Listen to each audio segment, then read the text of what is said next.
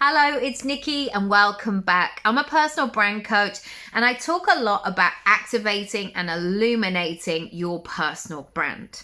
Now, this sensation of activating, knowing that my clients want to go to that next level, they want to do something new, or they want to knock their socks off, or they just want to get back on track, that sense of being in flow with their life again. That thing that prompts that activation is sometimes external and sometimes it's internal. So external, it might be that they have a baby, or they're made redundant, or they change location, or they go on a weekend course and they go, oh my goodness, I need to change everything in my career. Or maybe they just listen to a podcast and somebody shares their story and shows them what's possible. So that external moment. And then sometimes it's an internal moment. They wake up at 3:30 in the morning and they suddenly have such clarity that something needs to change. They may not know how they're going to do it or what the process is going to be, but they know. They can't unsee it.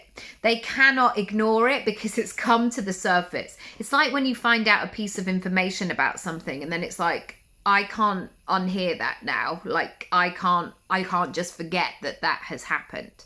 When people show you who they are, believe them. Anyway, so in terms of this activation, the cause of it may be internal and it may be external. But one pressure I think people put on themselves, and if we take the illumination part of it, is somehow they can't follow the activation to get to the illumination because they're like, oh my gosh, I've got to work out what my impact and my purpose is and my whole mission and the brand that I'm going to build and the suite of offerings I'm going to have and the big £1 million business. Like they go so far to it being this big and shiny thing.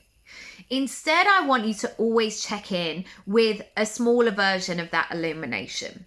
So, for example, if you decided to become more serious about this thing today, how could you make money quickly? How could you make your first £100 from this, your first 500, your first 1,000, your first 10,000?